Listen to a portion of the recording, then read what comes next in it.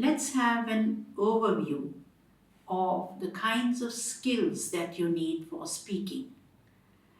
So I hope that with this overview, you'll find it quite easy to remember the different kinds of skills you need for speaking.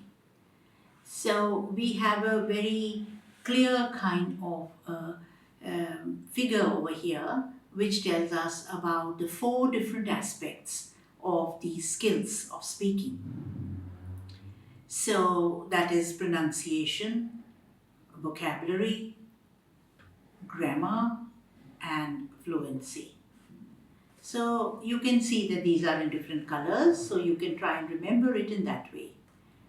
So the first of all and the most important part of speaking is the pronunciation. So let's look at this a little more carefully. Pronunciation is a mixture of many sub-skills, we can say. That is, it's a combination of many skills. Which are these skills that will make good pronunciation for you? One is the sounds. The sounds of English are, as in other languages also, divided into consonants and vowels. So these should be as clear as possible. So you can do some practice of individual sounds. They are called phonemes also. That is an individual sound. It may be a consonant or it may be a vowel. Do be careful about those sounds which are not there in your own native language.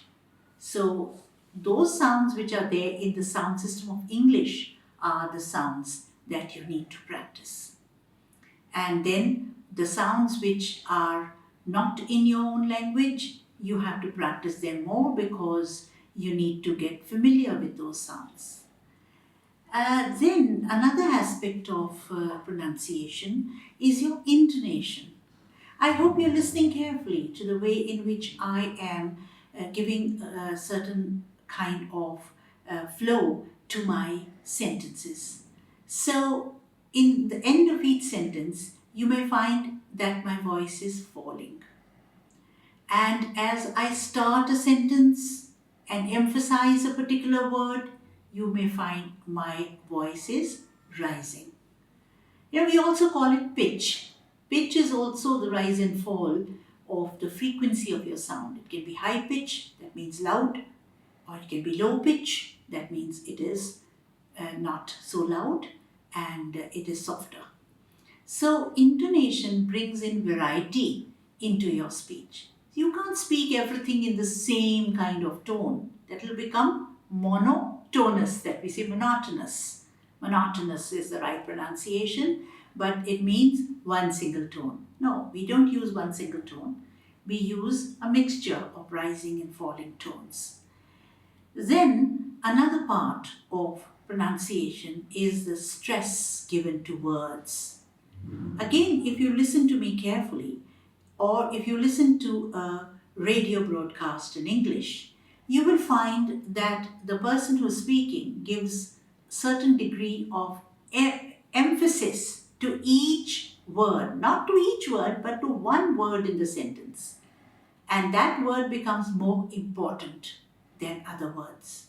So if you want to give proper emphasis, then you must stress that word in the sentence.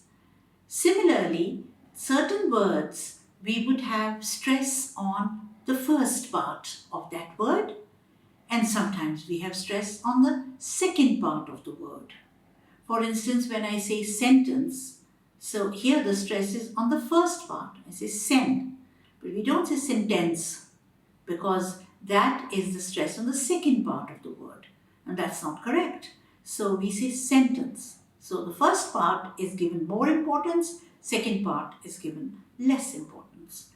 And as we go along, we find that we use nouns and verbs, and the same word can be used as a noun or as a verb.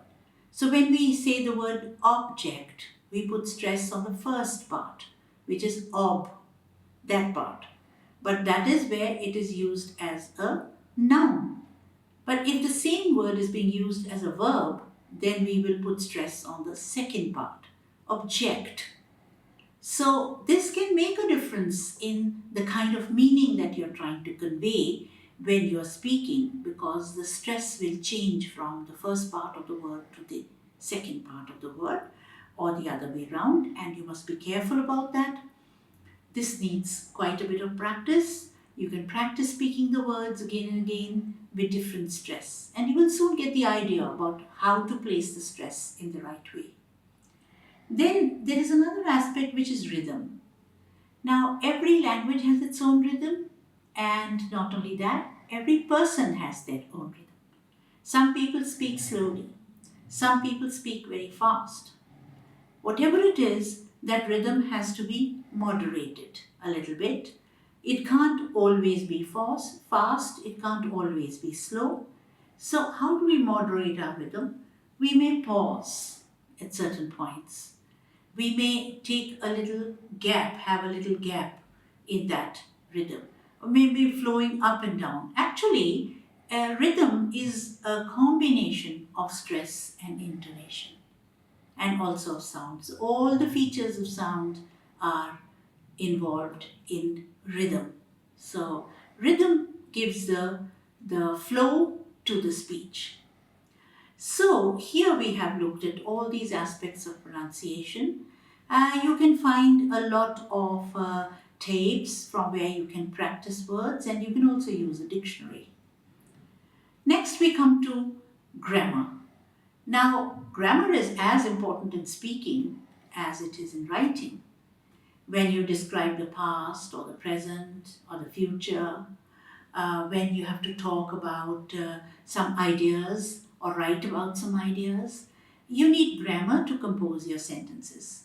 So, there are certain types of sentences. You must be familiar with those types of sentences: simple sentences, complex sentences, compound sentences, and how you join all those sentences together. Also, grammar is an area where we make a lot of mistakes, as you may have experienced. So, we have to just see that what is the effect of these mistakes. They can make your message unclear. What you're saying will not be clear if there are too many mistakes in your sentence. People will not understand what you have said, because it is not clear who you're talking about, what you're talking about, what are the actions, what is the thing that you're speaking on. So, all these things will not be clear. So, grammar is very important. And then, how you would try to correct those mistakes. Now, in speech, we have something like what we call repair, which means that this is also skill. You need the repair. That is, if you made an error, a mistake in the grammar, and you realize you've made a mistake, you can go back. You can go back to the sentence and you can say, sorry, or excuse me, what I meant was this. So you can correct your sentence as you speak. This is the skill of repair. Please keep that in mind. Next, we come to vocabulary. In vocabulary, we have the use of words. We need to have a range of words at our command. And some can be simple words, some can be a little specific ones. So, by specific in general, we mean that if we are talking about an animal, we can talk about animals in general. But if we are specific, then we can talk about the different species of animals. And we need to have the names of those animals, the vocabulary that we need to describe those animals. So that means that we need some specific set of words for that particular purpose. And word form is important. What do we mean by word form? Please understand. What we mean by word form is how we change a word by adding something to it. For instance, if we have a word like entertain, we can add entertainment. We can say entertained, entertaining, and so on. So that means that we change the word form. There are some words where we can expand the word a lot. For instance, we can say nation, national, nationalize, nationalization, and so on. So we can keep on adding the what is called the suffix to that word. And similarly, we can add prefix also if we want to add a negative, or we can say colonize, colonization, decolonize.